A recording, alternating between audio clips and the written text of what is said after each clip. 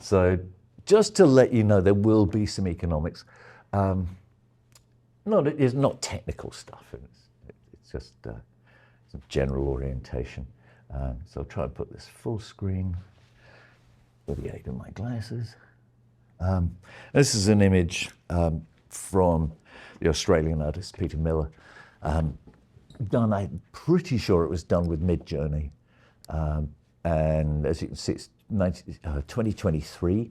So it's already pretty old. Peter was a bit of a pioneer of the photorealist stuff around that time, 21, 2, 3, and now he's moved into other areas. But I think it's cute. Thought it'd be a nice place to start. I'll try and explain what these other terms are as we go along. But the first one is to talk about common knowledge.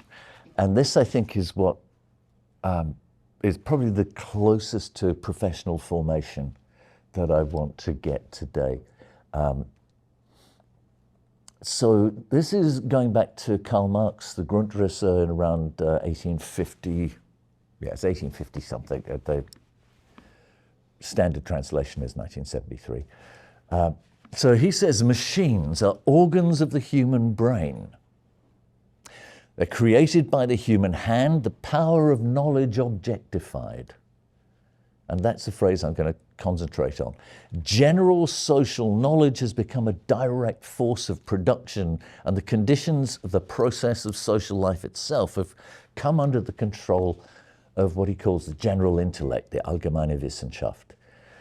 So the idea here is that what had been the general commons of knowledge, things like how to weave, how to smelt metal, how to cook, have become parts of a fossilized knowledge that's crammed into machines and then placed over against the workers who used to produce that knowledge and now are forced to confront it as if it's an alien power and they have to match their speed to the pace of the machine and so forth.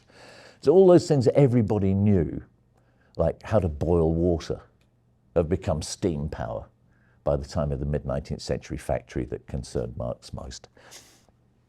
Now, curiously, about the same time, Charles Babbage produced what's often referred to as the first computer, the difference engine. And this is the model of it at the Science Museum in the UK. The actual original one is long fallen apart. And this is Matteo Pasquinelli, who's one of the most interesting writers on this kind of field, especially on AI, but also on its histories and archaeologies. And he says the difference engine provided not just a labor theory of value of the machine, but a labor theory of machine intelligence. So this is not a machine that solely was an instrument of surveillance and measurement. Well, it's both surveillance, but also of measurement of labor. So it actually times by the number of turns on this clockwork mechanism, effectively. It measured how much work was required to get a task done. And that is still the case with AI, that the number of iterations that are required in order to get from an input to an output is the counter that you use to actually say that's the value, the fiscal value, financial value of an operation.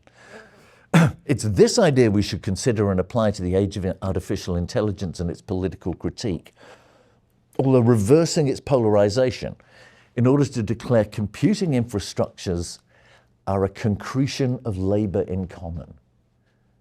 So the basis of all this is still labor in common, but that machines are actually turning it into something else. They're turning it into proprietary knowledge. Proprietary means property, belonging to someone, and specifically private property. And I'd like to emphasize that if we talk about private anything, we're talking about depriving somebody else. So privacy and privation are absolutely tied together. We can't have one without the other. So I'm going to trace two little histories of this. On the left-hand side, you've got Pope Innocent IV, who in the later 13th century was confronted with a problem about monasteries. So monasteries started to be major landowners, and as a result they got into a whole load of legal disputes with the peasants that they'd basically stolen the land from. And this was a problem because monks swear an oath never to own anything. They have a vow of poverty. So Innocent came up with the brilliant idea that monasteries owned, but monks didn't. So these abstract entities, monasteries, became the first non-human legal persons. And that was decreed by the Vatican, which was a pretty big shit in the 13th century. So it had a fairly major impact.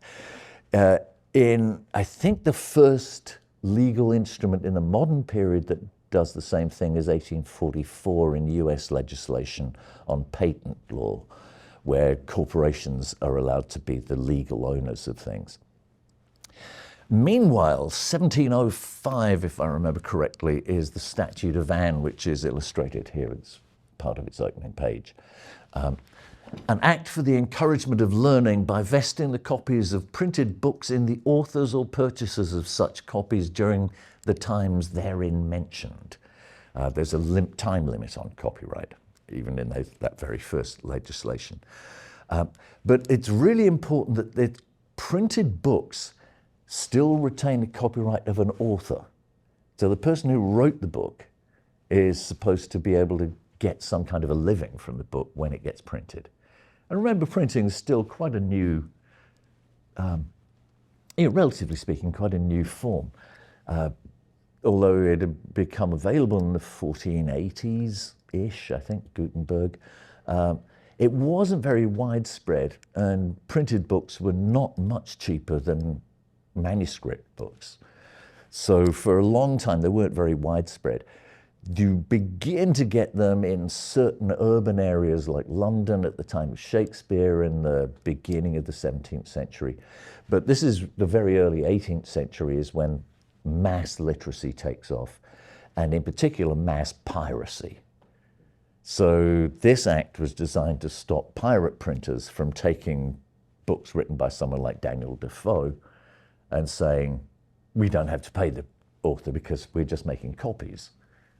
And this act says, no, you do. The copy is the copy of an original work by an author.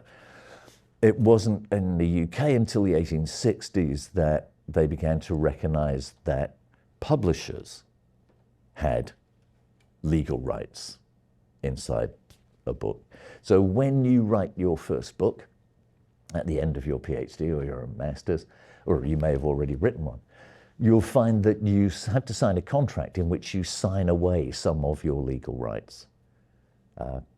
Even if you do open access, you'll get one of those CC BY notices. And that means it's copyright cleared, but they have to say that the work is by you so that you get a credit for it. No one can actually just take your text and say, no, I wrote this. In theory. Obviously, not quite the case necessarily if you're being used for training an LLM, but it's close. So these are kind of the beginnings of a really significant part of how artificial intelligence works, particularly in the analysis that Matteo Pasquinelli develops and other key writers on computational culture like David Columbia, the late David Columbia, and Jonathan Bella, who I think I might be quoting as well in the course of this.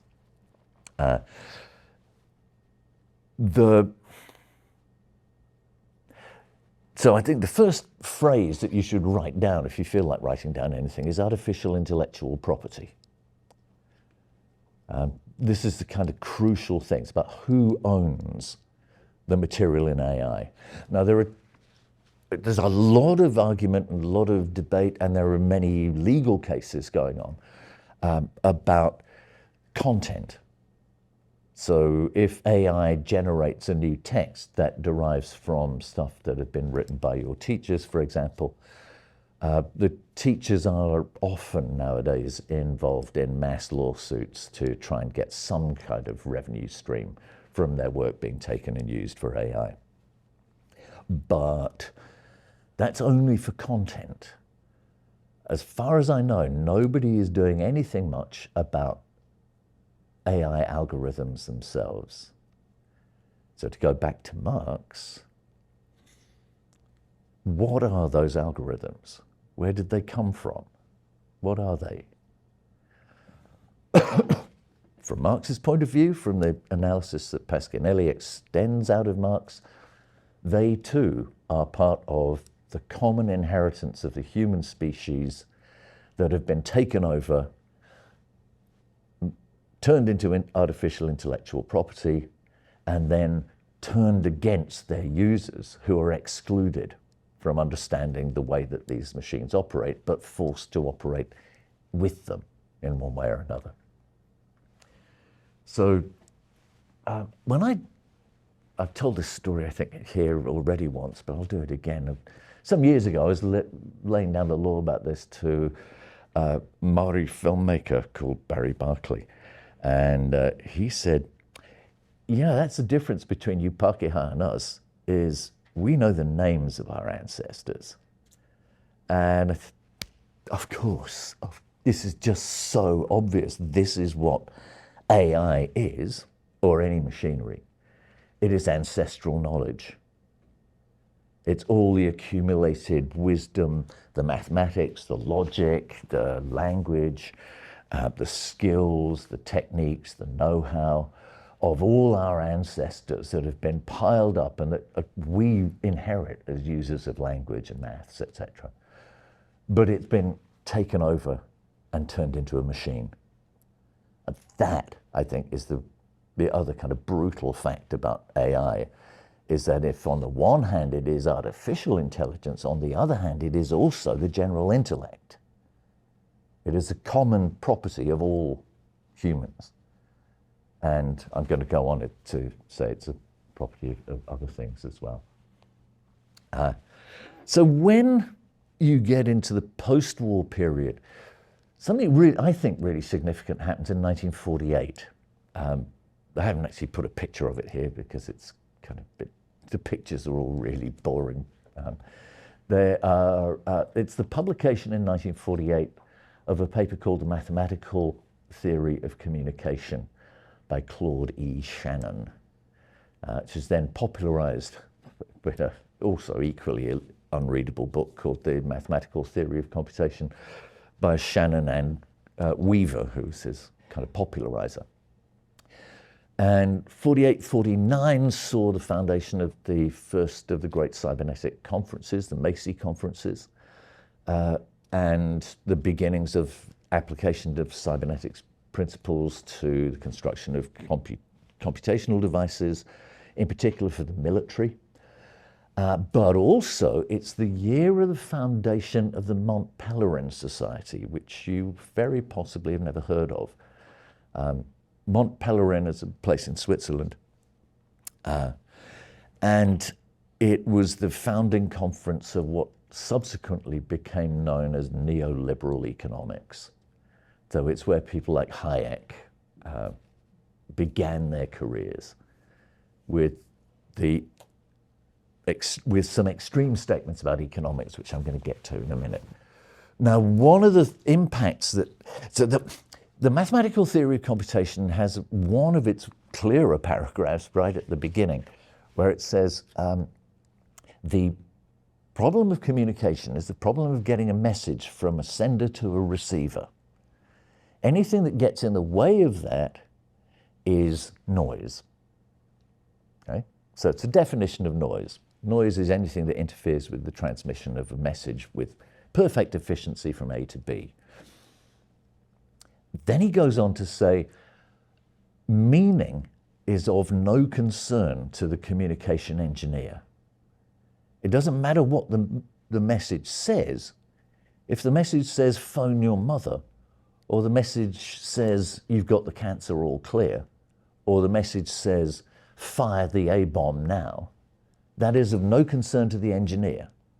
The engineer's only job is to make sure the message goes from A and gets to B with the minimum amount of interruption and the maximum amount of efficiency. Efficiency now being defined as avoiding noise. Noise can come from several sources. It can come from within the system, static, missing parts, breakdowns, or it can come from outside the system, so solar radiation that interrupts radio communication, for example. But its whole business is to communicate from A to B. That principle, the communicative principle where meaning doesn't matter, content doesn't matter, only the efficient management of data matters, can then be applied to anything, because it doesn't matter what you're transmitting from A to B. It doesn't even have to be a kind of message like something verbal. It can be something else like chicken carcasses. So as long as you can get a chicken carcass from the live bird out in probably a battery farm, through the killing, plucking, deboning, separating the parts, packaging, and then out to retail logistics, then the job is done. And you can do exactly the same logistical operation regardless of whether you're making chickens or you're making transistor radios. It's the same difference. The same sort of conveyor belt process. So this becomes really dominant in a lot of the kind of softer ends of industry. Heavy industry had been the center of Marx's analysis in the 1850s. By the mid-20th century, 100 years later, the cybernetic model of systems, communication, and efficiency had taken right over in almost every area. And you can see it even in the aisles of big supermarkets. You don't call them supermarkets, do you? A big market here.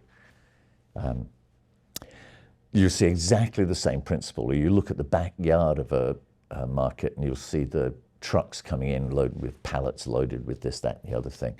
All part of that same systemic management. And that's all part of, to my mind, the beginnings of the artifice of intelligence. It's much larger and more distributed. It's more physically visible than most of what we think about as AI in the 21st century. But its archaeology begins in the 1940s with the emergence of neoliberalism and cybernetics, cybernetic capitalism more correctly. I should really have put this one earlier. This is an image from Lewis Hine, which illustrates one of Marx's propositions, which is that workers are forced to fit themselves into the machine rather than the other way around. But that may be part of our challenge with AI, that we are tending to think about, you must be thinking about as young professionals, how do I fit my work into a world in which AI is so important? And the question may be phrased upside down. The question may be, how do I make AI fit into my life? And how do I make that relationship a mutual one rather than one where corporate AIs determine how my life gets lived, how my thinking gets done, etc. So much more clearly, this is a trading floor. I think it's the NASDAQ trading floor. And it gives you a pretty clear idea of how the market operates in the 21st century. So we need to talk a moment about the market. Sorry about this. You've all heard, I guess, the famous 18th century expression from Adam Smith, the invisible hand of the market. The market knows best. The market will ensure that prices are balanced, that everybody gets paid properly, that if there's a shortage of beans, then the price of beans will go up and the bean farmer will not suffer.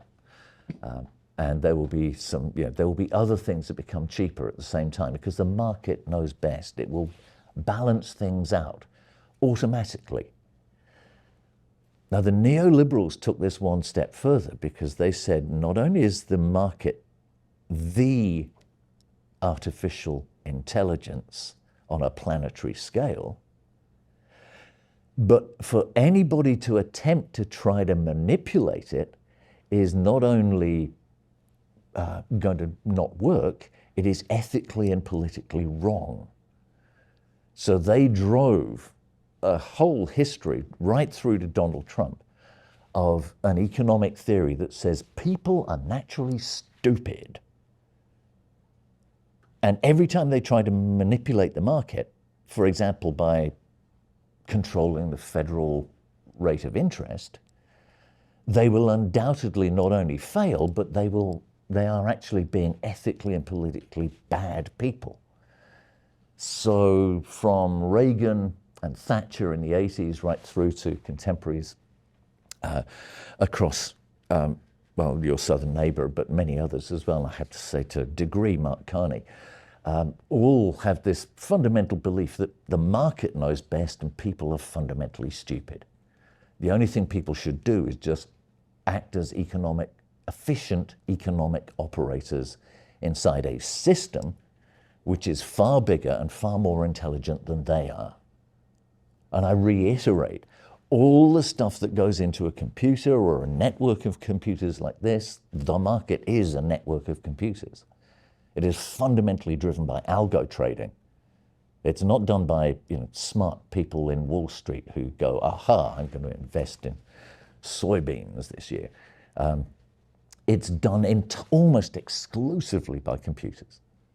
They operate far faster than human operators, and they work on, I'll talk about some of the ways they work in a few minutes, but the market is the biggest AI in the world. It is the one that actually dominates. So you really don't need to be afraid of Midjourney because it's really unlikely to fuck your life up in anything like the way that the stock market is. And just as a little warning, that first headline I showed about the collapse in the software markets and the crash in Bitcoin are two indicators. Nobody knows anything. And if the market is so incredibly intelligent, how come we get crashes? Well, that doesn't matter. The evidence has never mattered to people who are systems theorists. They'll say, oh, it's noise, or it's because there has been interference by non-market operators, and that's why there's a crash. They will not accept the idea that the system itself is a noise-generating, inefficient, self-contradictory, and accident-prone organization. The faith in systems is so powerful in 21st century politics and economics. I know because Mel's here, I don't need to say anything much about the incredible energy requirements of these things. The unit of it's really interesting, the unit of computational energy is invariably the airline industry. The data centers use as much power as the airline industry. And the finance industry uses as much power as the airline industry. And AI uses twice as much power as the airline industry. Why it became the unit of energy, I have no idea, but there it is. There's probably a great archaeology to be sorted out in why that particular unit, but there it is. So just take a little look at that, and then take a little look at this. We used to think, back in the 1980s, when Donna Haraway wrote her wonderful essay on cyborgs, we used to think cyborgs are going to look roughly like Arnold Schwarzenegger in Terminator. They'd be human beings with inserted chips of some sort. The actuality is that cyborgs look more like that. They are very, very large computer networks with human biochips inserted in them. So the cyborg you need to be afraid of is not a kind of a robot delivery man from Amazon. What you need to be afraid of is Amazon as a massive computerized network which plugs something over 1 million workers into its operation and gets them to function effectively as chips. And as it turns out, I think Amazon are talking about some fairly massive job losses in the near future, not only at the Washington Post, but actually in the core business. So they clearly think that humans are as disposable as computer chips as well. Now, I call this the cyborg corporation. And I think it's another of those, there's a second phrase to write down. It's cyborg corporation. These are the large-scale operators that function inside the market system. They use market system logics.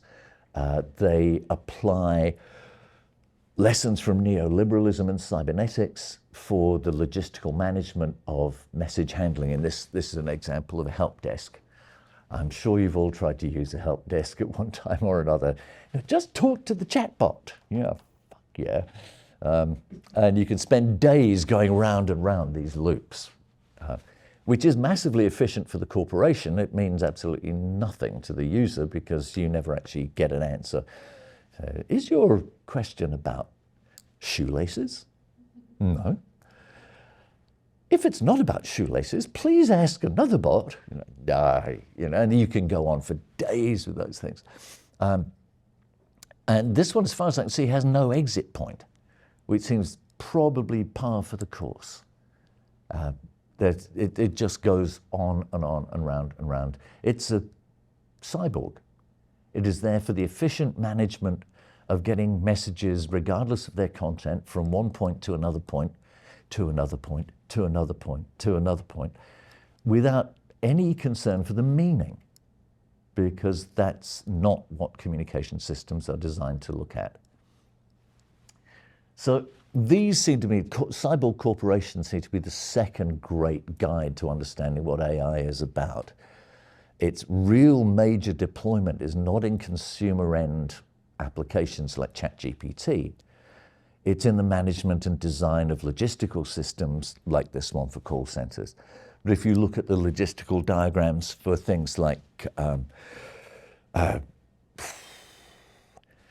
delivering fenugreek crops to McMaster branded racks in the market, and look at how many stages and steps are in that and how each one is handled, assessed, managed, all the legal risks are taken care of, all the challenges about how workers inside the chain might be affected by being required to lift something over the permissible weight for a sack full of anything, all the way through to permitted pesticides.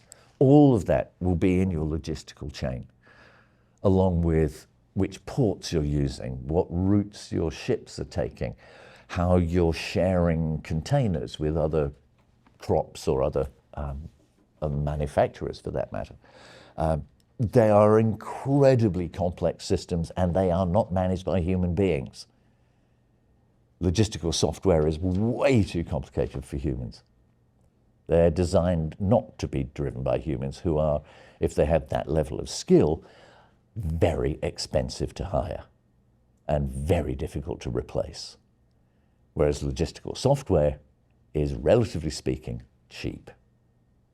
And it's often road tested with other corporations, so you know that if yours is breaking down, theirs is as well, so you're not losing in the competitive field of the market either.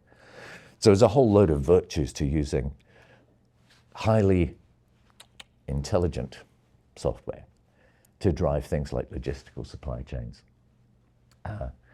So here's another quote from the Grundrisse. The accumulation of knowledge and skill of the general productive forces of the social brain is absorbed into capital as opposed to labor. So it used to belong to the workers, now it belongs to capital, corporations of one sort or another, and hence appears as an attribute of capital, and more specifically of fixed capital. Marx distinguished between fixed capital, which is machinery, and what did he call it? It wasn't fluid capital, was it? What's the other term? If I've forgotten a bit, it's kind of investment capital. So there is money that flows around. But there's fixed capital, which is when you actually buy a bit of land and a factory and plant and machines and so on. Insofar as it enters into the production process as a means of production proper, as a means of production. So this, in the same way that energy, for example, or water or raw materials are required in a factory as means of production, and so is labor, the ability of workers to provide energy and skill. In the same way, this accumulated general accumulation of knowledge becomes a force of production, a means of production. It's integral part of the machinery. Machinery appears then as the most adequate form of fixed capital. Now remember, this is 1853, so things were somewhat different. In general, if you built, say, a spinning jenny, one of the big weaving machines, you would expect that to have a working life of 30, 40, maybe 50 years, and that you could probably sell it as a working machine at the end of the productive life in your factory. Things didn't change as rapidly as they've started to in the 21st century, late 20th and 21st centuries. The big heavy machines had a tendency to sit still for a long time. And that's still the case, really. The heavier the industry, the longer the life of its machinery. So if you look around Kingston, you see like down there, that big, is it an energy plant down there on the lake? Yeah. Kingston, Queen's Heating. Yeah. So that's such a big piece of kit. I really doubt they would replace those boilers anything more than maybe sort of every 15, 20 years at the most. And if they can possibly get away with, say, defurring them or decalcifying or whatever your water is around here, they would do that rather than invest in another huge piece of equipment. Whereas your computers and the software the software that universities use to run things has a tendency to be replaced about every 18 months. It's, I believe Queen's is a slight exception on that. Someone was telling me that you've got kind of version 18 of a software platform that is now up to about version 59, but yeah. That works. Yeah. My old university had, when I last did a count, they had 27 different software platforms operating for different purposes. And in any given year, about 5 of those would be retired and replaced by other ones. So we were constantly learning new financial software and marketing software and software for delivering teaching materials, and God knows what, everything changed all the time. So you can see I put a couple of takeaways from that. Artificial intelligence is the stored form of the knowledge and skills of past generations. That's what it is. So if anybody kind of asks you, what is it? That's what it is. You could take the cybernetic model and say, well, it's an input-output model where you put in a message at point A with the brief that it should come out at point B in some modulated form, but you want it to be efficiently moved from A to B and arrive at B in the form that you have more or less specified with your prompt. So your prompt is meant to control the process. It's not treated as meaning. So it doesn't care if you say, give me a porn image of a pop star. That's no skin off its nose. It doesn't care. It just wants to get from A to B. And it will do that efficiently. The other part of it, however, which is central to the Shannon model, the mathematical model, is that there are a series of mathematical operators which can be described, which will take you from A to B, but they are of no concern to the sender or the receiver. And in the case of AI, that becomes really significant because what happens between input and output is pretty much totally opaque. And there are 2 reasons for that. Maybe 3 reasons, but 2 that are probably instantly useful. One is it happens at great speed. So it will do stuff much more quickly than we would have a chance to see. It also doesn't handle things in the form that we're used to looking at. So if we put in a verbal prompt and expect a verbal output, that doesn't mean it's dealing with words in between. It converts words into various kinds of token, and those tokens are then manipulated according to various sorts of algorithmic processes, and then they emerge as tokens just prior to output, and those tokens are translated back into a verbal format. But that happens insanely quickly. The second is that these are black boxes. They are locked shut. In my day, when I was, when HTML first came in, the very late 80s, almost all the browsers, I don't know if they still have it. Let's have a look. They used to have a thing when you went up to file, it would say show code. Nope, doesn't even bother doing it anymore. You could go in, look at the code, and copy the bits you wanted. Like, you know, I like that color. I'll go in and get the code for that color so I can use it in one of my pages. Not anymore. So what you tend to do is you get in there, there'll be a code that says it's HTML and should be passed in HTML. Then there'll be a bit of code that says it's PHP. And then inside that, there's a black box and you can't get into it. You cannot see what actually is going on that delivers the pages. So for things like social media platforms, you can't see how they operate. There's no HTML to look at. AI is very much like that. It is proprietary knowledge. So it's not only that we might not be able to follow and understand it, it is because cyborg corporations have locked it shut. So that you cannot see what goes on under the bonnet in the area called latent space. So that latent space is the only description we have. It's an interesting phrase. Latency occurs, for example, in photography.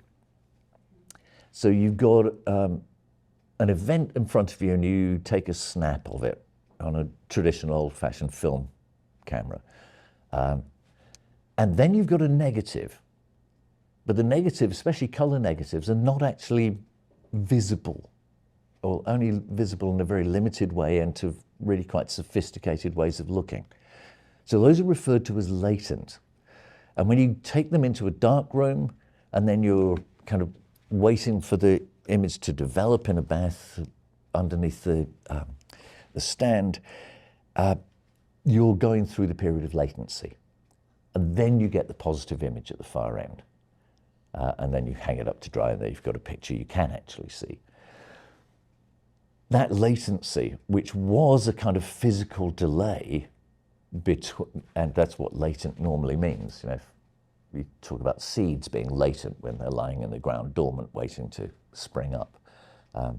That's what we used to mean by latent. Now what we mean is there is a space, a duration.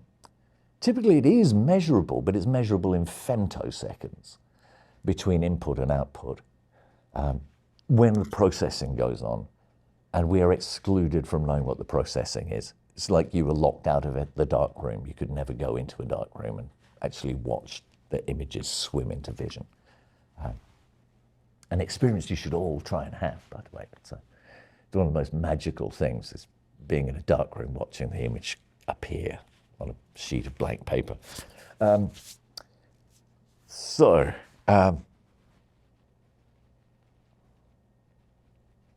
It's not a very linear argument, but there you go. The other point on here is that there is another reason why we're not allowed inside the black boxes. It is because that is where all this common knowledge is that we used to have. In another talk, I might do a history of enclosure. And it would have two versions. One that I've done in Europe is a history of enclosures from the time of the monasteries in the 13th century, the expansion of aristocratic estates in the 14th century in particular, including the origin of the word wilderness. Yeah? A wilderness was a wild deerness. It was a park for wild deer for royals to go hunting in. It was actually surrounded by walls, and the peasants weren't allowed to go in and catch the deer, which had been their privilege. They couldn't collect firewood, they couldn't go and forage for mushrooms. It was only for the king and the high aristocracy to go hunting in the wild deerness. But they enclosed all sorts of land. Anything that really was economically viable, they would take. And the peasants, instead of being people who lived on the land, became employees. And they were not allowed to grow their own food on their own land, which they'd always done, or go foraging in the wild to get things to eat, game or vegetables or whatever. Instead, they became employees. They were separated from the land. And that goes on into the period of the factories, when people are literally taken off the farms, brought into the big cities, placed in slums, and then forced to work inside factories where they had no stake whatsoever. There's nothing there for you. It's only there for the boss. That's one history of enclosure. The second is the colonial enclosure. You go to a country like Australia, you say, right, nobody here has built a city, therefore it's empty. The fact that there's a whole load of people here doesn't really matter. The fact that they've been living here for 30, 40,000 years and have really rich, complex civilizations, that doesn't count. We're declaring this empty country, terra nullius, and we're going to have it. And just take everything that's worth having. Anything that could possibly become agricultural or worth trading from, every port, every freshwater river. And you drive the original inhabitants into the desert, where there's nothing to be had until you discover gold, in which case you drive them off again. And uranium, shit, drive them off that as well. So yeah, it's kind of, I'm gonna say it, what the fuck. It's not that unlike the history of the West Bank. Settlers settle on land which they claim is not occupied properly by the inhabitants. So it's therefore free to be taken, unoccupied. Now that is the history of the enclosure of ancestral knowledge. First it was land, then it was people, and now it's the skills and knowledge that we inherit from our ancestors. And what the last line, the for-profit part, is really crucial, because when we use language, and you will be using language, if not already, as you will be as professionals in academia and the cultural industries, you will be using it to freight stuff that you've acquired from the past, process it in relation to what's going on now, and then output it in ways that will be of worth to further people, further generations. And you know that what you make will be going on. It may not last forever because things don't, but it might just influence your students or the people who come to your cultural centre just long enough to make a difference and for them to pass it on and then spread it out and change it and mutate it. That's not the purpose of AI. The purpose of AI is to make profit. And I've also said this in a previous forum here, and I hope it won't be too dull, but you need to distinguish two things here. One will be, let's say, wealth.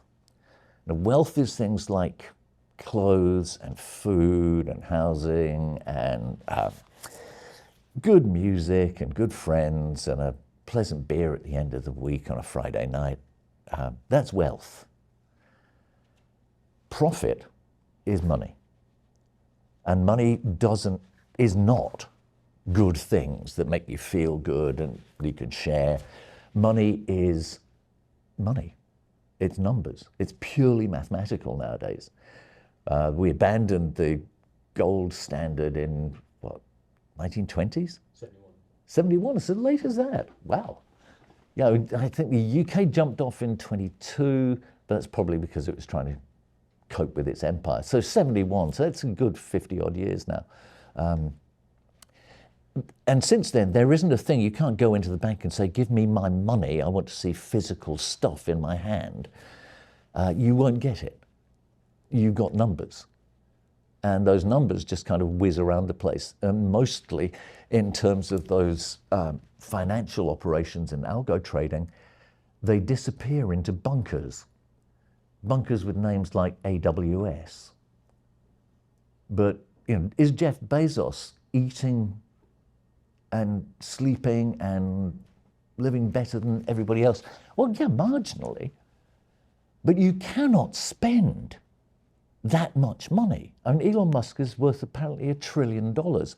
You cannot eat that much food. I don't care how expensive it is, or however big your yacht is, or whatever kind of spaceship you're building yourself in order to escape from the shithole you've created on the planet Earth. You're still not spending $1 trillion. It can't be done. It goes into investment. It vanishes into a black hole of finance. And that is the goal of profit. So that's where ancestral labor is enslaved, is that it's not actually there to produce good stuff. It's there to produce money.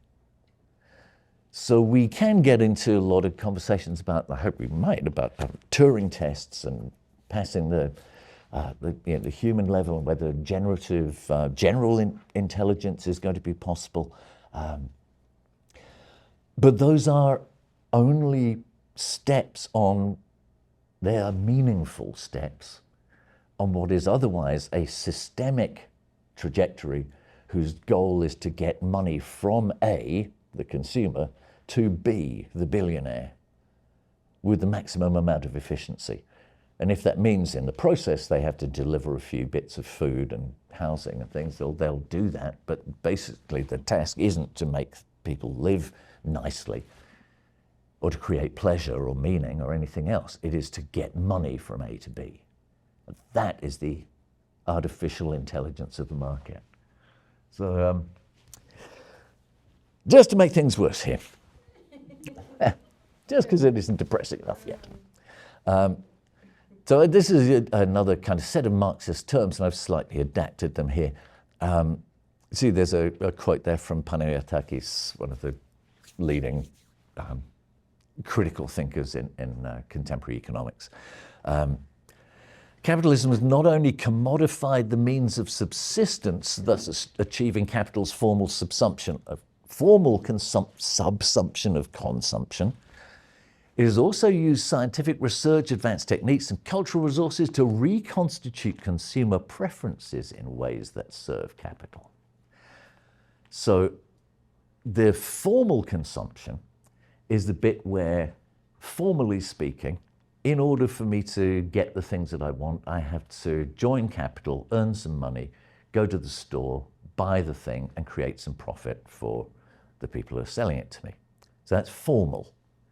Real subsumption means that the whole process of consuming has been brought in underneath the general umbrella of capital. Now, it used to be that consuming meant the end. I buy a burger, I eat the burger, end of burger. End of story. I've given some money, I get a good for it, I devour the good, presto, finished. That is no longer the case.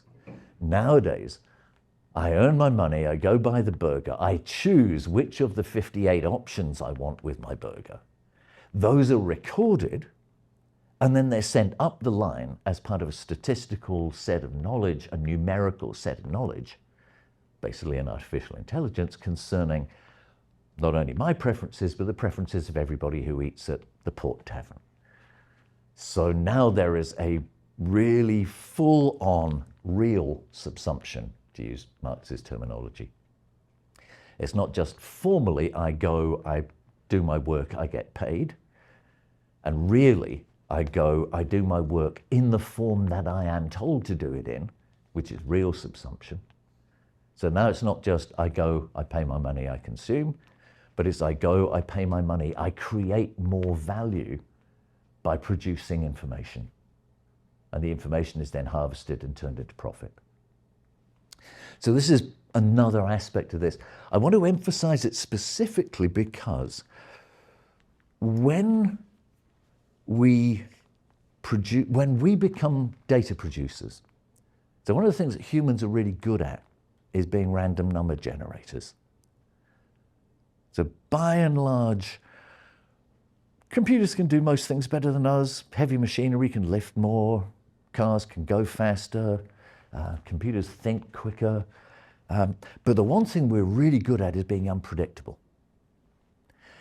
What the massive scale of data accumulation from the real subsumption of consumption does is it makes it possible to amass as much knowledge as possible about unpredictable behaviors.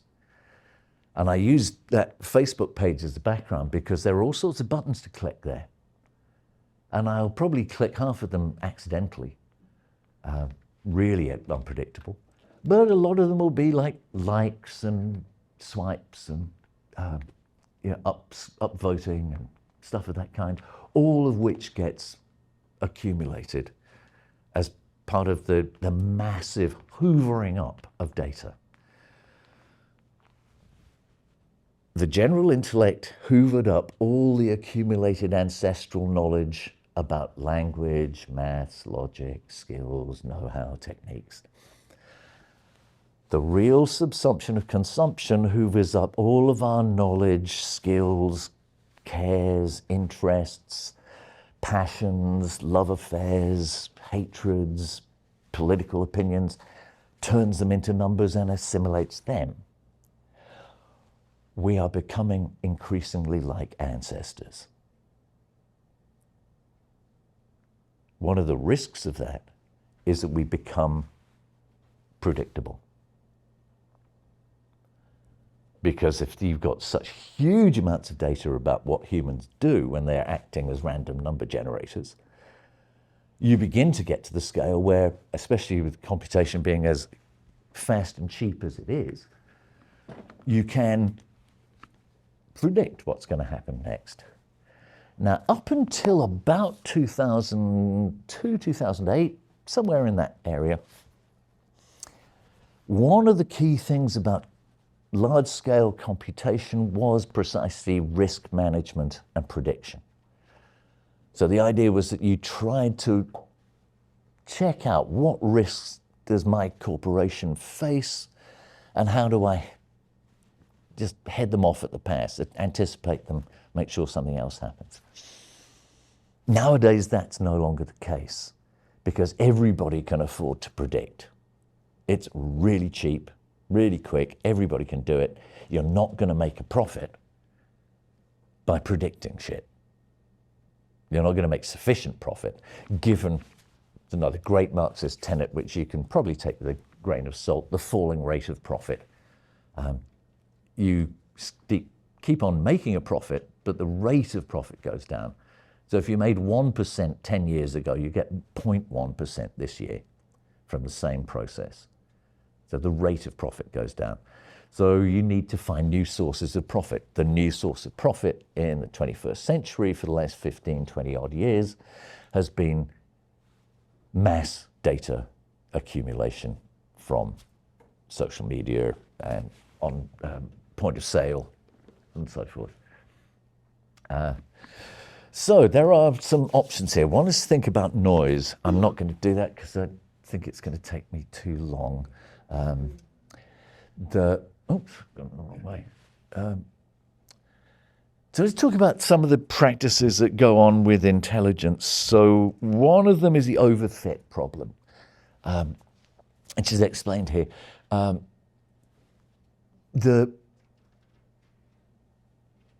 AIs must always somehow average through the particulars that they gather. So when they do things like facial recognition, you can see here's a reasonably typical, slightly older mask now. They've gone up to about 50, 60 points on the face rather than the 20. I think that one was a 23-point mask. So you get more detail. But by and large, you leave out very large areas. One of the reasons AI has such problems generating eyes is that irises don't often appear inside the facial recognition tools. We have other ways of doing that. You know, if you're doing a police, what do they call those? Photo fit. You know, when you describe somebody and they almost invariably will say, they got blue eyes. We're really quick at, humans really go for eyes. We really like them. AIs don't, in general. They're getting a bit better, but they're really having trouble with it. So the models have a tendency to ignore what's referred to as excessive detail. Excessive detail effectively is noise inside the system. And even the very most refined AI models have this exclusion zone of excess detail where it's just not worth the computing power. And David Golombia wrote that there's a strong intuition among computationalists that human language itself, and this is the kind of third or fourth point I want to make, is code-like, and that ambiguity and polysemy are in some critical sense imperfections. What is important for an AI when you write in your prompt is that it can parse what you say. And if you say something that is ambiguous, it will only take one of those meanings. It will not take your ambiguity. It will not take the polysemy of what you might be able to say. So if you say anything poetic, it will take it in the most literal way it possibly can, because polysemy, ambiguity, excess detail. But I want to emphasize that thing that language is code-like from the point of view of an AI, because I think and I talked to David about it before his death, and I think this is some of it's a shared direction we had. There's a bit of code. This is a not quite innocent piece of code. This is the Black-Scholes formula. This is now the basis of contemporary finance software. And it's an algorithm that was written in 2002, I think, originally, and is written into at the basis of practically all financial trading software nowadays. The delta, which appears several times here, is a variable, and basically it's an unpredictable. It's an unknown. So this is about how you derive profit from unknowns, unpredictables. They're pretty small in general, but that's why you need algo trading, because you can do things really quickly. Every trade, you get these tiny margins, 0.000 something. But if you do those fast enough, and you do it faster than your competitors, then you can actually make serious amounts of money over the course of a day. And these are really, really quick machines. They're performing hundreds of thousands of operations a second. So they're really quick. And they're trading with other computers. So they're not waiting for a human trader to go, oh yeah, I don't know, maybe I can sell at 1 cent, or maybe I should ask for 1.4 cents. I don't know. It doesn't, that's not how it happens. It just goes ping, ping, ping, ping, ping, and it just goes incredibly swiftly across those trading floor networks. That's why they have trading floors, because if you even have your trading computer here in Kingston and the major trading floor is presumably New York City, you've got several hundred miles delay time on your signal. Now, you wouldn't notice it. You phone somebody in New York, it's as if you're in the same room. But if you're dealing with femtosecond trading, then you really need to be right on top of it. That's why people spend a lot of money being right in Wall Street, because they got to be that physically close for the signals to be that quick, to make that kind of money on tiny amounts of profit from many, many very swift trades. Now, I want to put this in the light of a famous statement by Jacques Lacan back in the 1960s, very cybernetically informed writer, curiously so. And he said in not quite so many words, but close, the unconscious, he was a psychoanalyst as well, the unconscious is structured like a language. Consciousness, you know, when I think, therefore I am, how do I know I'm thinking? Well, because I think is words, it's language. Consciousness is language. So if something is unconscious, it's got to be the stuff that's outside language. But if it's structured by, if the unconscious is what's left out of language, it's going to be shaped by what language actually is and does, like grammar, for example.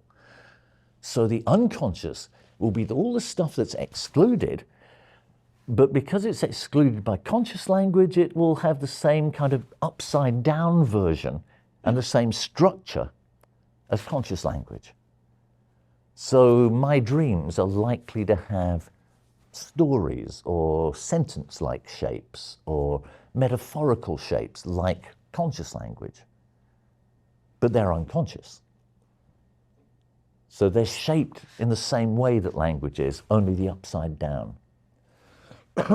Now, what David Columbia is writing about is the idea that as code now takes on the role of language as the instrument of consciousness. Now, I'm overstating this case quite deliberately, but let's say, you know, from the point of view of the global finance market, or from the point of view of the really big AIs and cyborg corporations, code is what matters.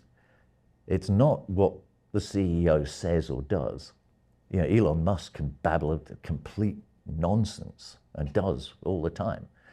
But as long as Tesla and the rest of his corporations speak code, then that's what actually matters.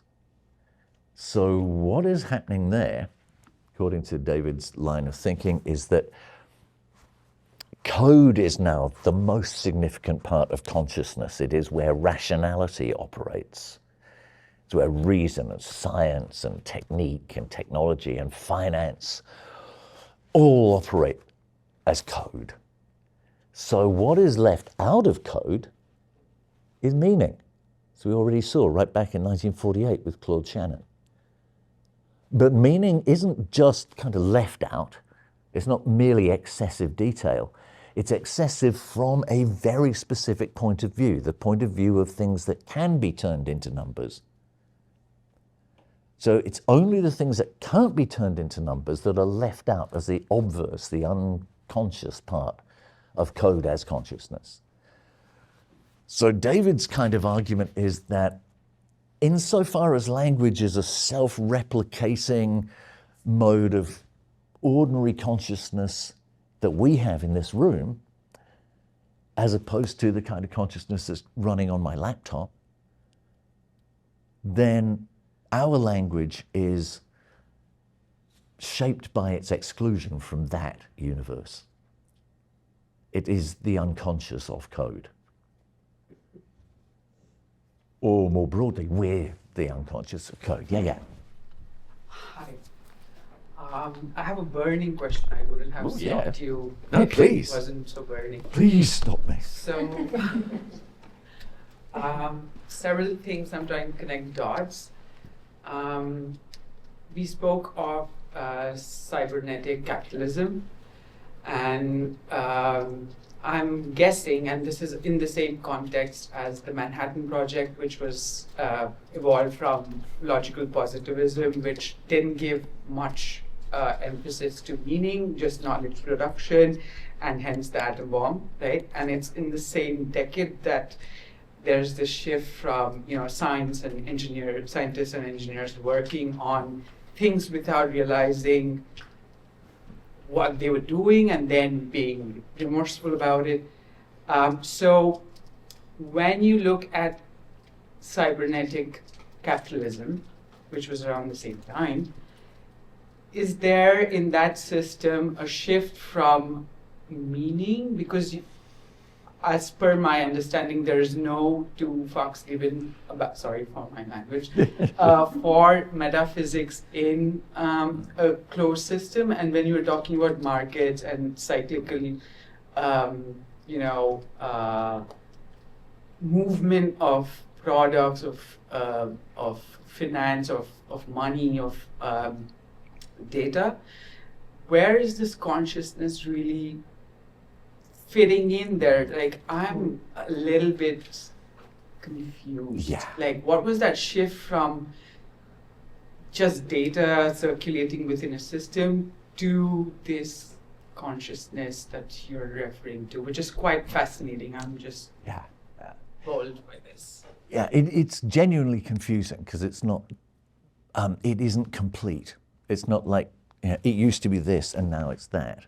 We're actually in that phase of transition. So it's one of the reasons why it is so difficult to think it. But the large-scale systems that all of us inhabit are, I'm claiming, are emerging as a kind of, something like a consciousness.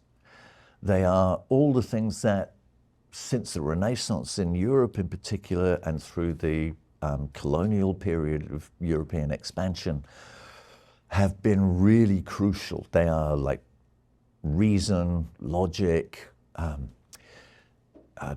the control of observation, processes of generalization from particulars, the systematic thinking, like from Linnaeus and the system of understanding how plants can be distinguished from each other through to genetics and contemporary ways of managing the same things. All of these constitute a form of consciousness that almost no individual human being has.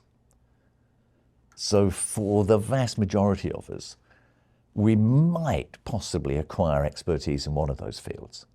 Like, you might understand quantum mechanics, but if you do, the chances of you understanding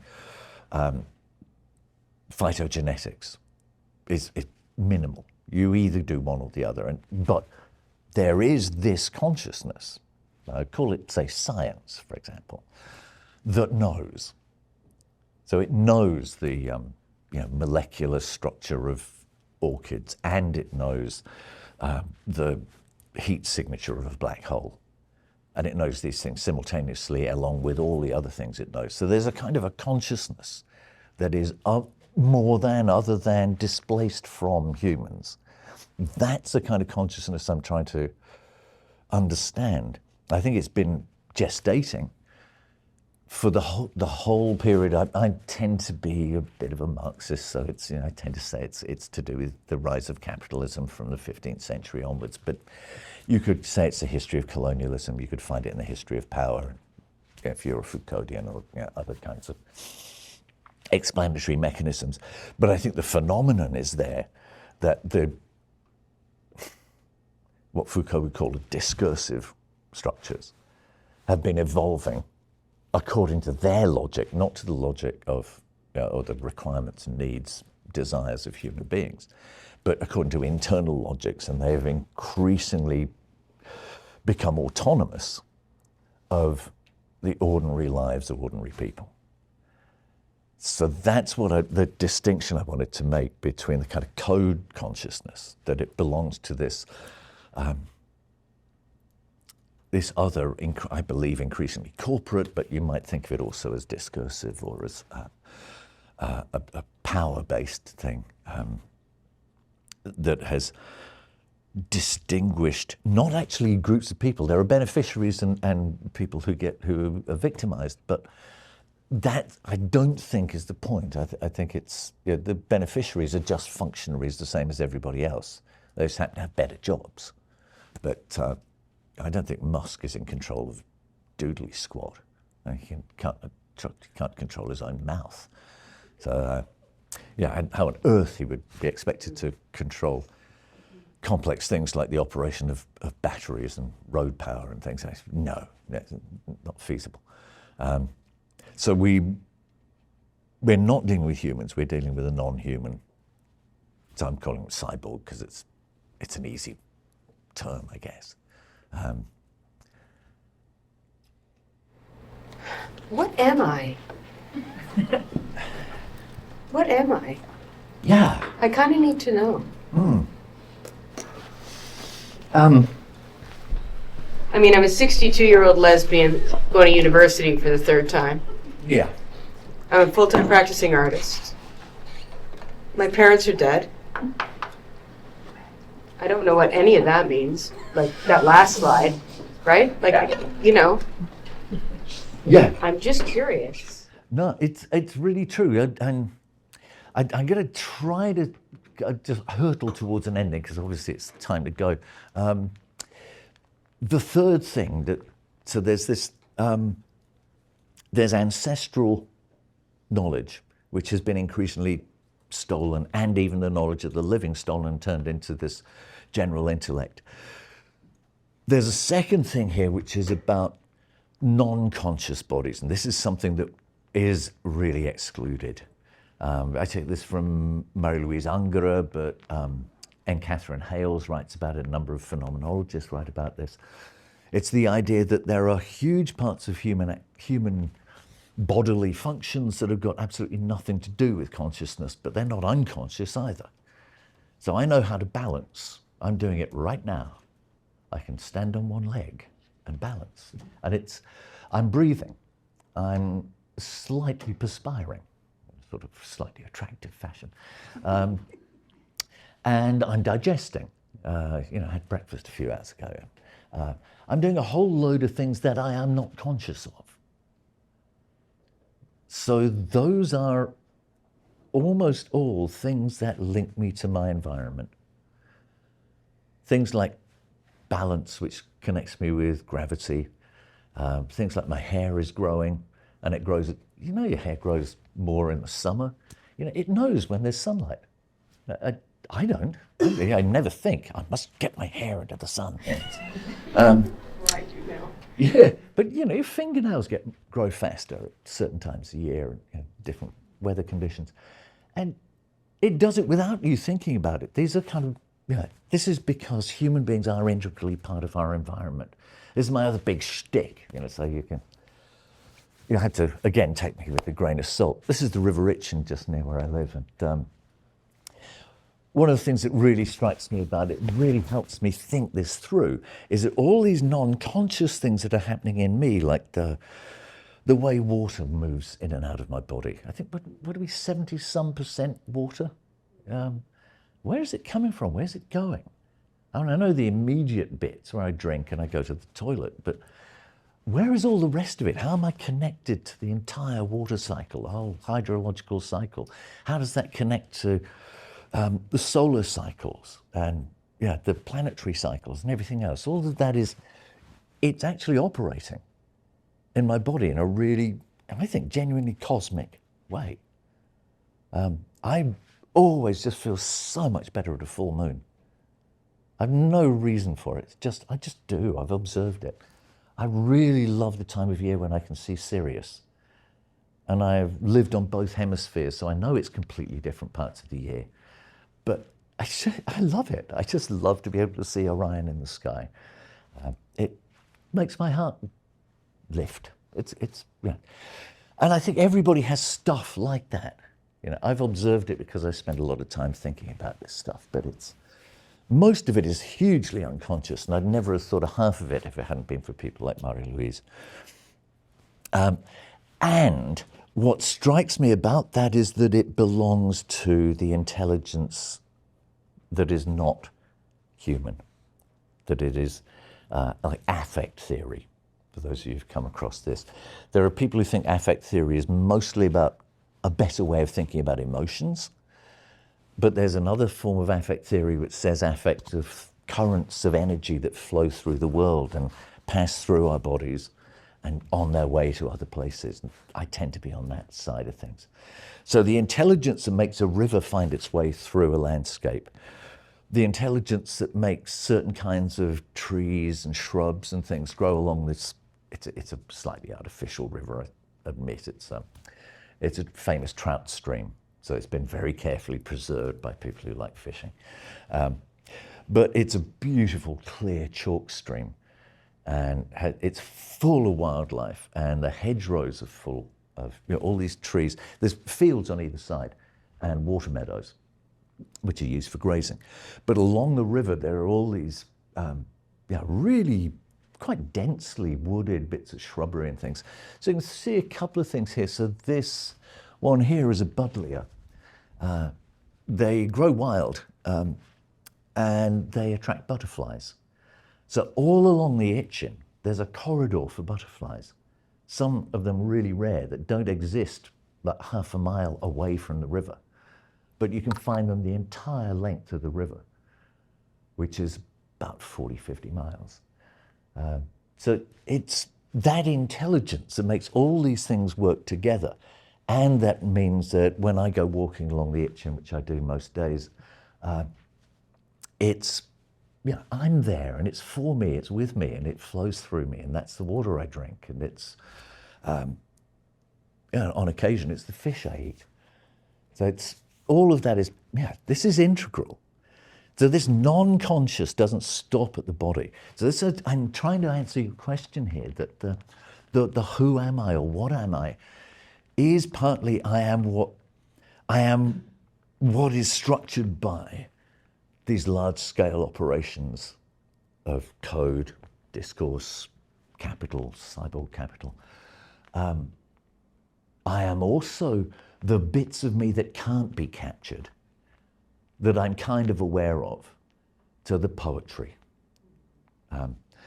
But I am also this stuff which links me, not just, like the poetry links me to other people, this non-cognitive links me to other things, other lives, other processes.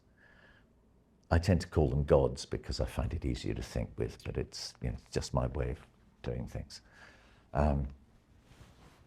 So this, I think, is where I wanted to get to, is the notion of a general imagination. I'm sure it's a really crappy illustration. It's an old version of Google Deep Dream before they managed to control it.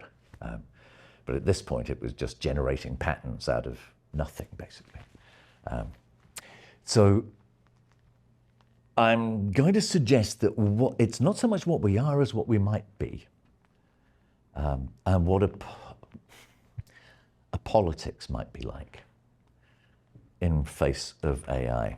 And I'm going to suggest that it might look like an artificial intelligence as a product of, one, socializing the general intellect, two, the mass unconscious, which is that sort of the obverse of code, because it's not individual unconscious.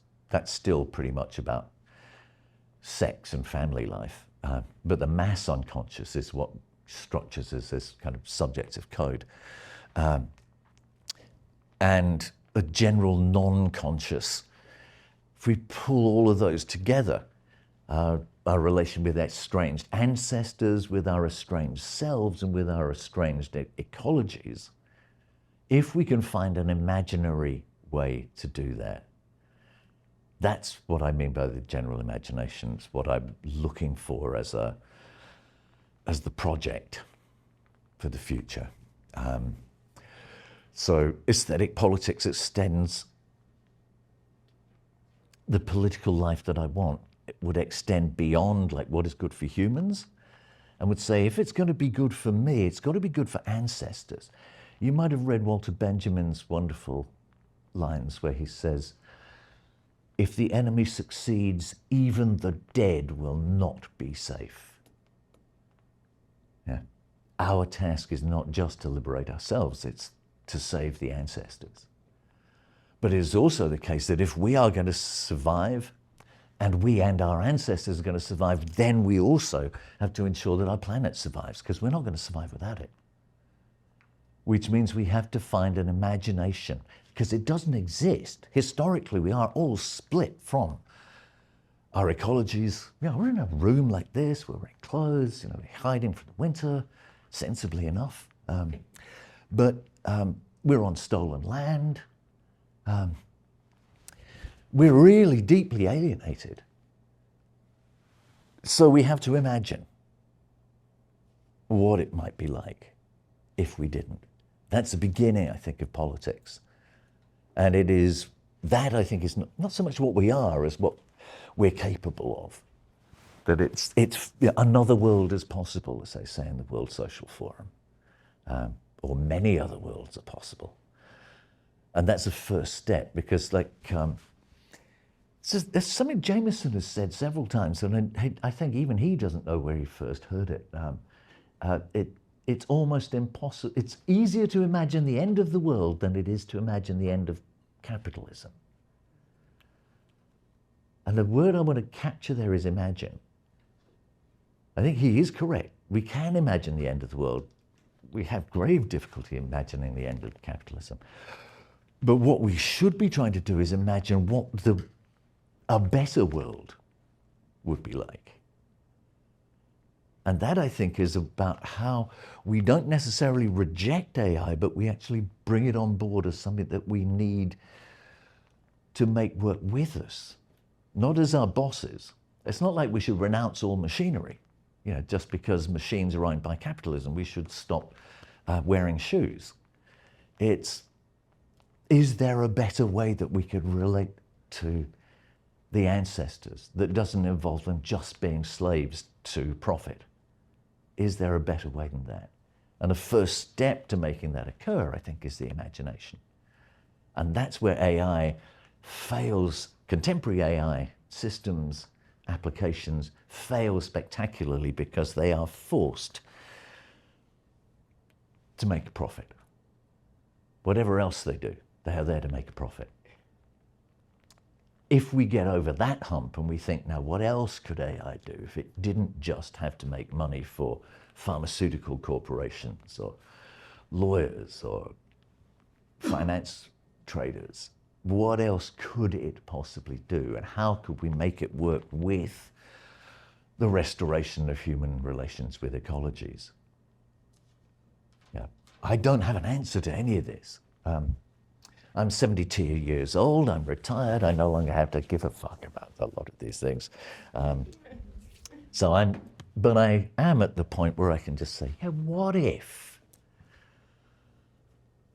What if? What next? What else? So that, I guess, is what I wanted to say about AI, that if we allow it, it's the boss. And the boss has never, ever had the interests of anything except profit at heart. And it's been massively destructive for the last 500 years, and it looks like it could be terminally so within the next 50, your lifetimes. So I thoroughly recommend we find a way of turning it around. We've probably got a window of about a couple of years before quantum comes in. The problem with quantum at the moment is that it is really expensive. It's expensive in energy terms, but it's expensive in financial terms, which means it will be controlled by very, very big corporations. And they will get the benefit of the amazing speed, but also it's capable, because of it works on that multiple worlds model. It's capable of actually colonizing the general imagination. So we really need to get that imagination out and working fast before the instruments for its colonization arrive. So it's a pretty urgent task. And I wish I had a more kind of definite signpost to say, yeah, we should go that way. But then that wouldn't be much use because I'm too old. And it's really your generation that's got to do this work and invent and construct and make the new that we so desperately need. Well, I hope that's not been too dull, and I know it must be way past your lunchtime. So, it's not too bad, is it, 1 o'clock? So, yeah. But yeah, queries, comments, gossip, and if you do need to leave, please feel free. Be shy. I don't think anybody's going anywhere. Hi, I'm Vincent. I have a question regarding your final like when you asked how can we repurpose AI. Well, I might kind of sad that Mel left because I think they of all people would be saying that well, AI, and as you mentioned also, is kind of rooted in this large-scale, very, very, very violent infrastructures. So I have a question towards your question. What's how do you envision and how do you think about taking over, using AI for something else while it is extremely extractive on multiple levels, both material and the discursive? My specific practice, I've got 2 or 3. I'm a writer. So the other intelligence that I work with, the other collective intelligence I work with is language, the English language specifically. And I spend a lot of time reading, and I read pretty widely. Reading Moby Dick at the moment for the first time. It's amazing book. But I read my way through Shakespeare about once every 3 or 4 years, and that sort of thing, in order to be able to write. So I go back to what help I can get from the ancestors who've written about what writing can do in order to try to come up with weird ideas like this. I really like cooking. I think cooking is a really, really interesting way of working between technologies, ecologies, and social groups to create something that is, in certain cases at least, the example I use a lot is cooking on a barbie. That a barbie, when you're everybody's poking it and lifting the cover off, and moving the coals around, and little bits of smoke are coming up and curling into the sky, and you think, the gods are here. This has been done for millennia. People have sat around, shared food, and invited the gods in, and just sent smoke up into the sky. So I find that at least curative. I think of it as kind of an ethical thing, I guess, that I can do it in a small scale. Politically, I'm getting more and more interested in gardens.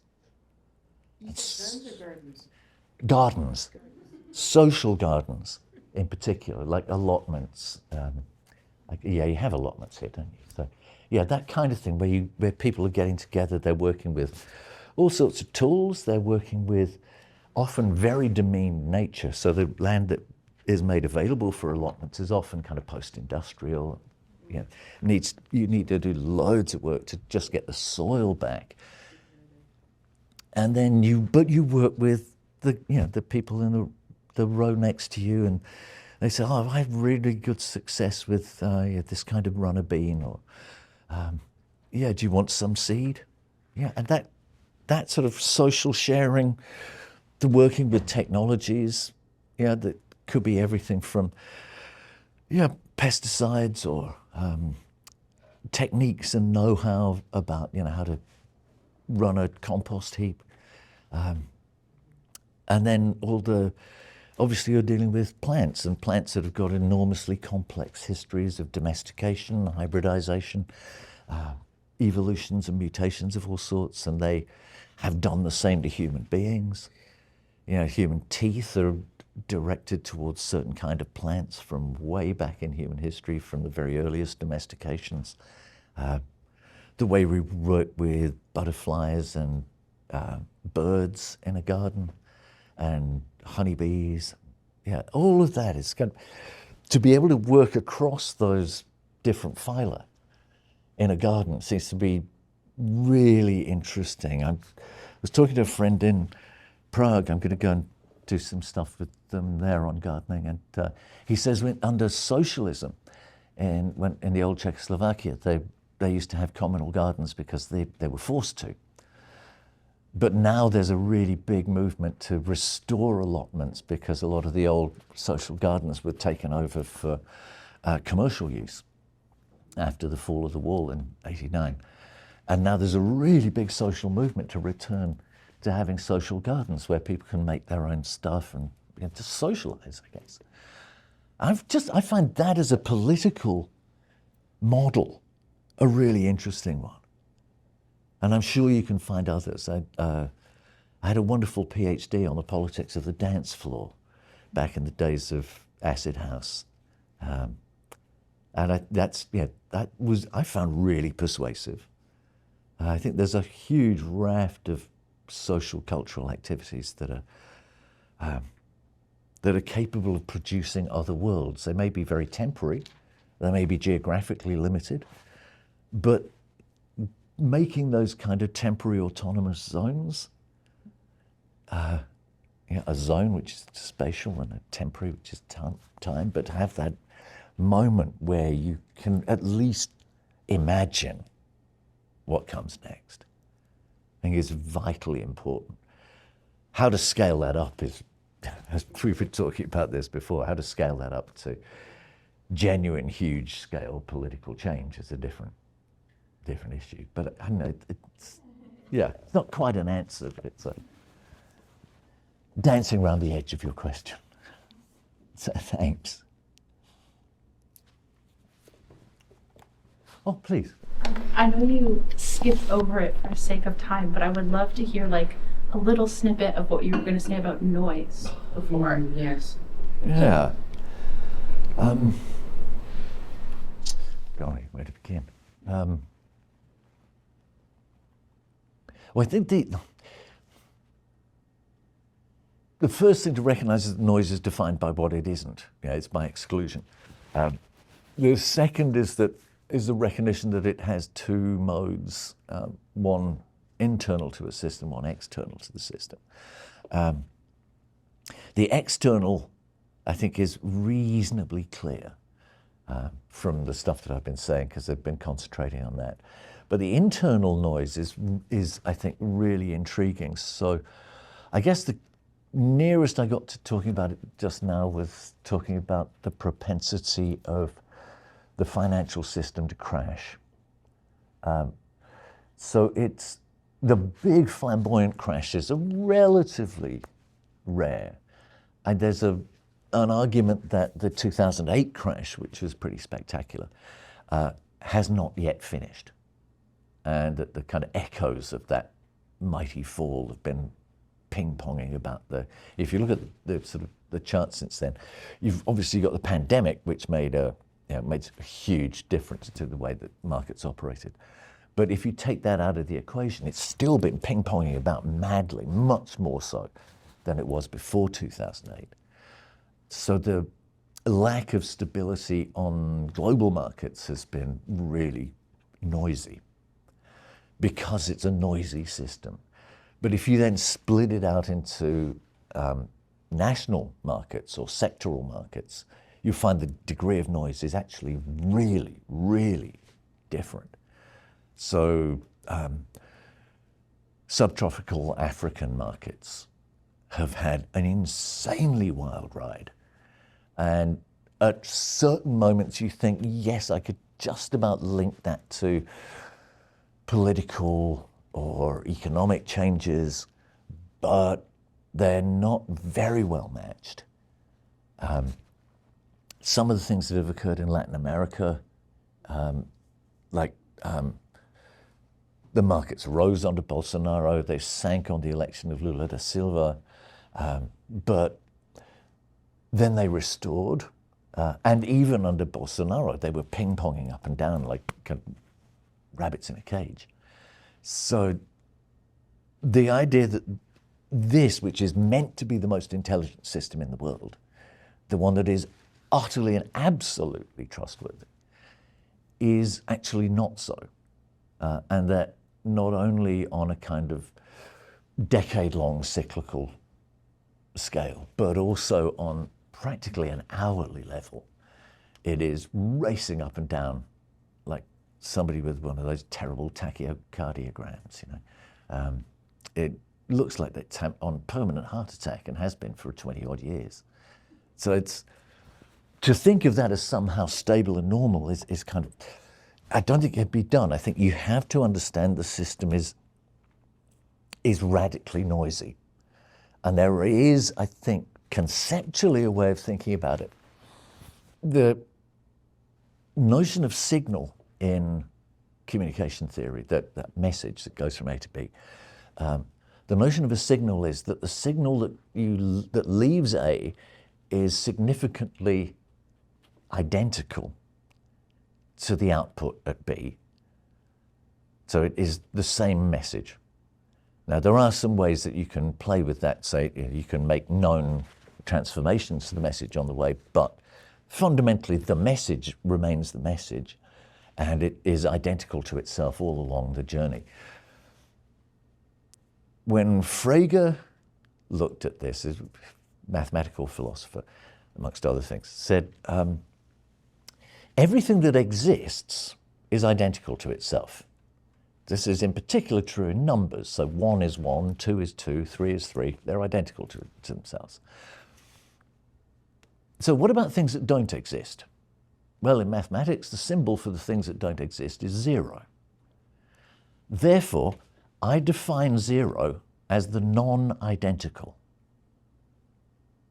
Well, it's a great statement. It's been one of the foundations of modern mathematics. I think that principle of non-identity is a really, really important part of trying to understand the failure of communication systems models, of cybernetic models, and their evolutions in the 21st century, such as the move from predictable to unpredictable systems. They are still premised on the notion that there is an identity in there. Frege went on to say every number can be passed as 0 plus 1, 0 plus 2, 0 plus 3. Every number contains in itself the principle of non-identity. So everything that exists incorporates the principle of non-identity. In many respects, if you are that way inclined, it's very like Hegel's concept of the dialectic. I think that is one of our key ways of understanding the frailty of the system that opposes us, or that opposes itself to us, that it is not singular. It wants to be. In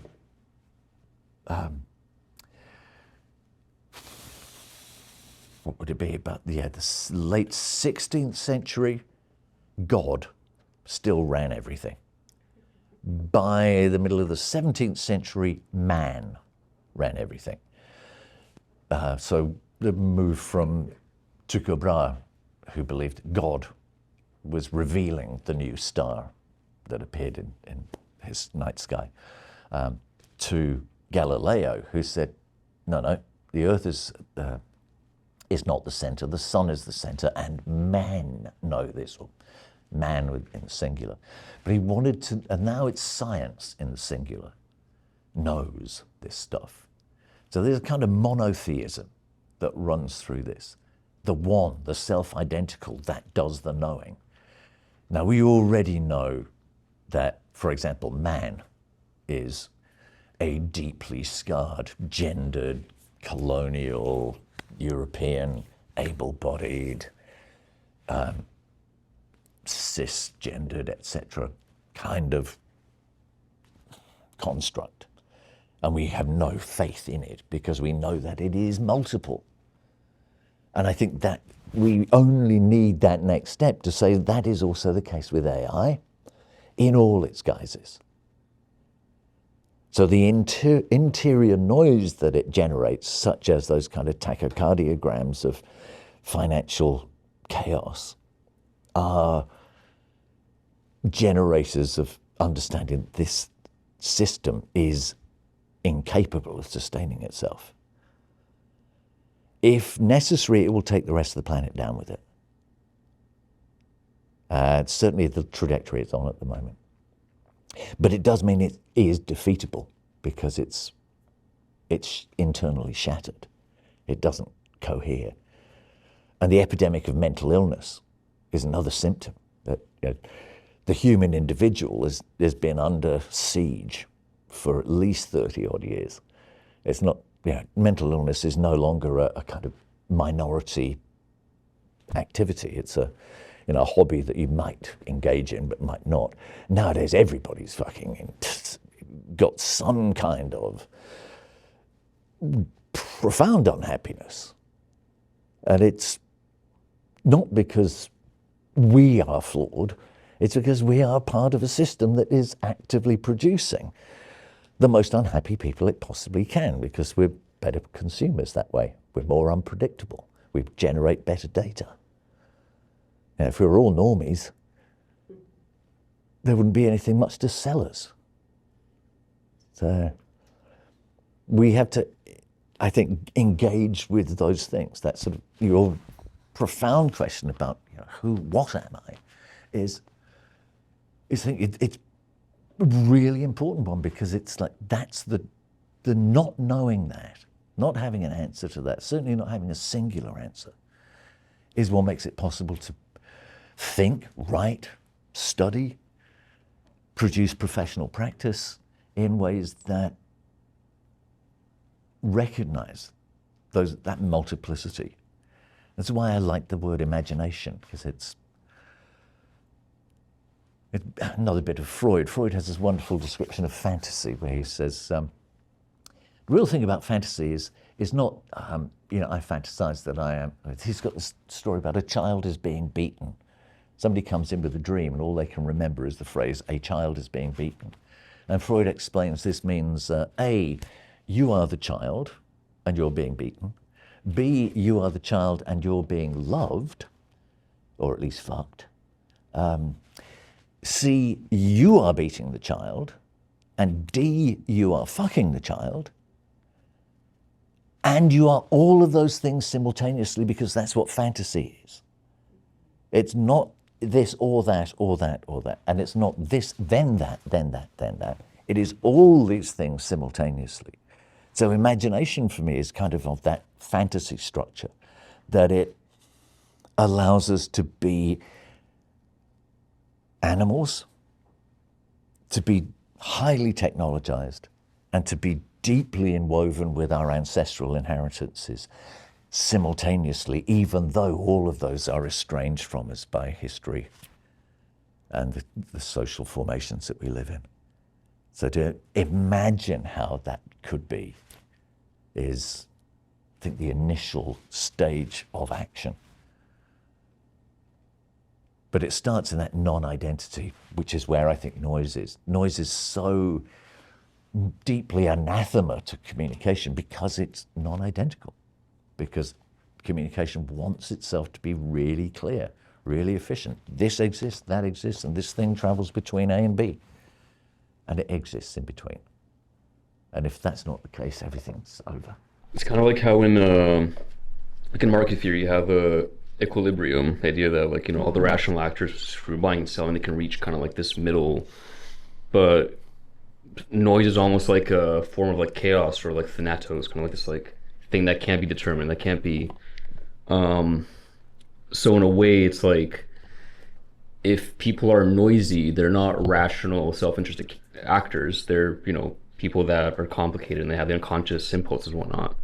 So the system itself is either the foundation of the mythology of the market is itself flawed because it considers that, or it has a regulating force to kind of make the chaotic elements. Yeah, make them conform. Yeah. And thanatos is a really important word. I think it's late Freud uses it to talk about the arrival of the death instinct, and it's very close to the ideas about entropy that were beginning to emerge very powerfully in his intellectual circuits in the 1930s. So one of the arguments about entropy is that that's where time is. The only physical law that requires that there is time is the law of entropy. And of course, part of its interest for humans is we are mortals, and we know we're going to die. So there is a kind of trajectory in life. There's all the kind of first chunk of it where death is a very, very long way away. And then there's a bit that I'm getting to where you think, oh shit, any day now, really. But it is there. Freud wants to say it's there as a kind of integral part of our culture. But in capital, that isn't the case. One of the things about profit is that it has no time. Money doesn't have time. Ostensibly, you've got things like interest, which are supposed to contain time. It doesn't. It lives in this eternal present.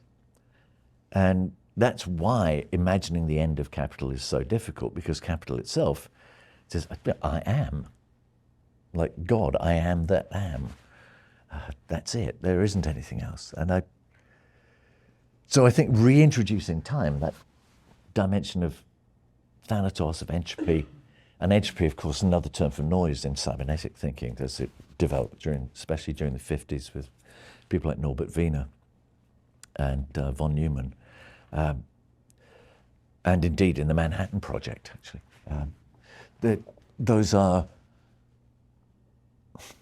They're attempts to bring the temporal under the control of the atemporal. In fact, the black skulls diagram is another one. You might have noticed there's a T that appears a couple of times in the black skulls equation. That's T for time. And that is meant to include time in there. But actually, the equation is such that the two sides balance themselves out. The time doesn't exist because the time T on one side, the time T on the other side vanish in the equation.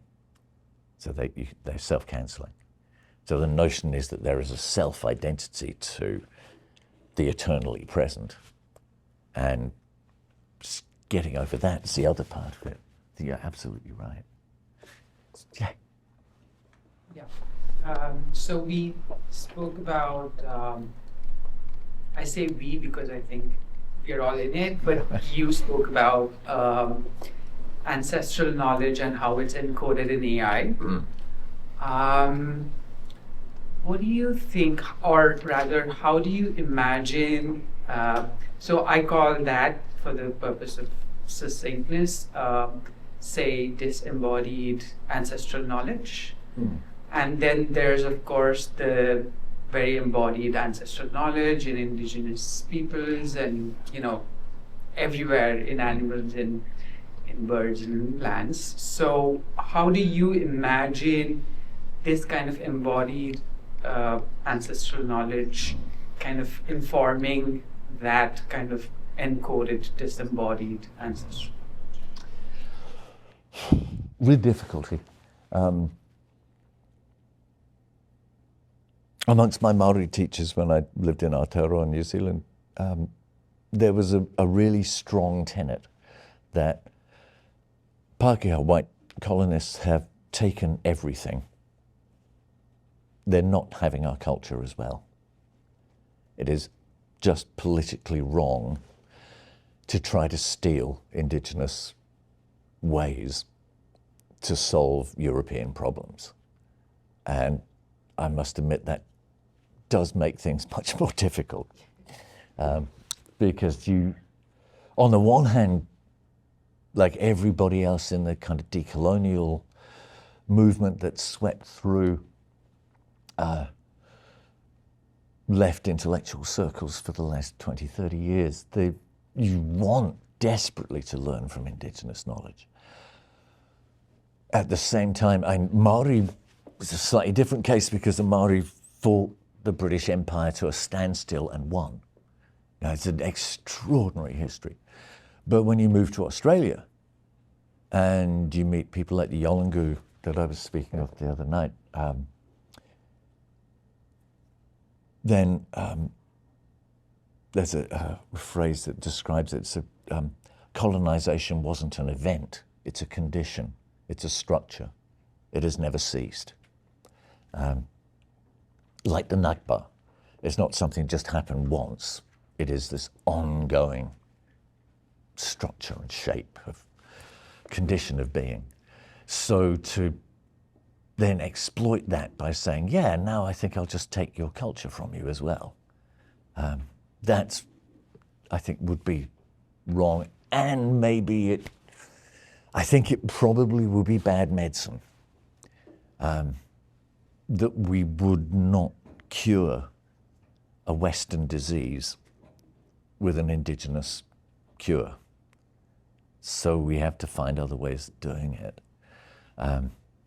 We are, I say we, this kind of European settlers are highly technologized. So one of the things that I think that requires of us that we have to have a really different relation to those ancestral techniques. The other is that the natures that we inhabit, and I showed that picture of the Itchen, that's actually part of what's called the Itchen navigation. So the river itself, until probably about 1300, used to flood. And it still does. But,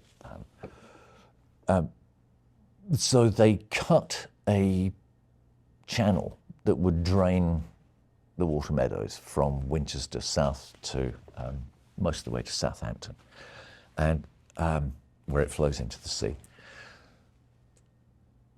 But when they did that, they realized that this thing was silting up really quickly, and also it was getting rid of a whole load of economic value that they had from the old river, which is partly from the flooding, which kind of revivified all the forage, but also from the river fish, which were a significant part of the local economy. So they split the remaining river into about 7 channels. So as it comes south through Winchester, it actually starts north of Winchester and comes through the city under 4 different bridges, I think. And then where it comes past my village, which is a few miles south, there are, I think, 6 major channels, and then a lot of dry channels that fill up when the weather is bad or there's a lot of rain. And they're almost all man-made, or human-made of one sort or another. A couple of them, there's one in particular I think is probably a natural result, but it's a result of putting weirs and floodgates and things onto the old river. So that's part of the nature that I enjoy in my bit of an admittedly deeply historicised piece of England.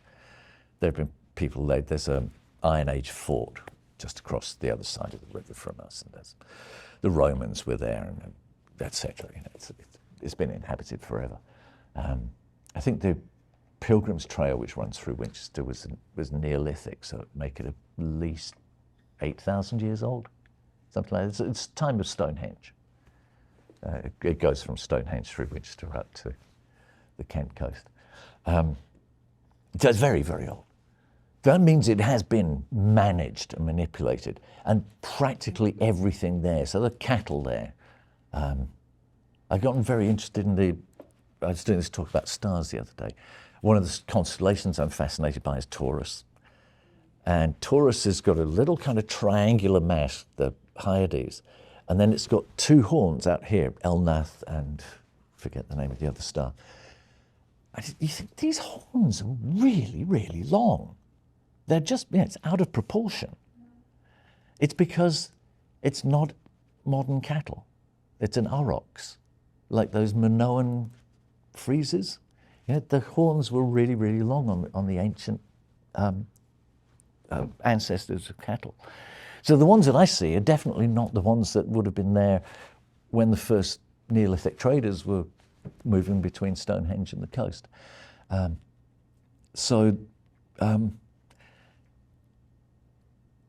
then the river has changed, the crops have changed, the way the land is fertilized, managed, the use of agricultural machinery, everything has changed there. So getting into what the land wants and what the river wants, what the fish want, and there are things that will never get undomesticated. You know, there are. If you ever see a feral cat, it's a sad sight. Yeah, they need us. Yeah, I know they're very independent, but you know, if you actually kick them out, they are miserable little beasts. And a lot of our plants are like that. They won't survive. I discovered the other day turmeric is extinct in the wild. Who knew? I mean, it's extraordinary. So yeah, there's the way we live with these things is not something that we can go back and say, yeah, we could live like nomads again and live on wild rice, and it's not feasible. And apart from anything else, what would happen to the paddy fields? They depend on us. You know, that cultivated rice dies if we don't keep looking after it, tending to it, including putting our poo on it. It's going to die out. So if there was a way to go back in order to fix things, that would be fantastic. But I don't think there is, and I don't mean by that to suggest that Indigenous cultures are backwards by any means. Their sets of accommodations and navigations around the imposition of colonial power and exploitation have been so dramatically complex and inventive, but they are also theirs. And I think it would be as wrong to steal from them as it would be for me to try and steal from, say, lesbian culture in order to resolve my problems. It would not be right. So I think we, speaking again for myself, have to find our way of doing stuff. It does make it harder. It doesn't mean we can't try to understand alternatives. It certainly shouldn't mean that you think, it's got to be a solution for Kingston and let the rest of the world go hang. It has to be a cosmopolitical, in the best sense. It's got to be cosmos, a cosmos that includes the non-human as well, which is a learning from Indigenous peoples.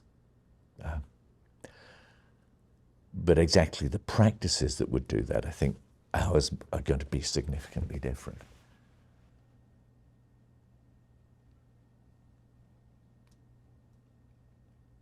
I'm thirsty. You must be hungry.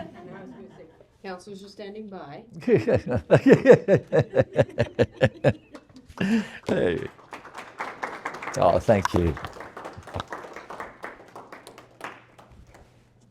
That was amazing. A tour de farce.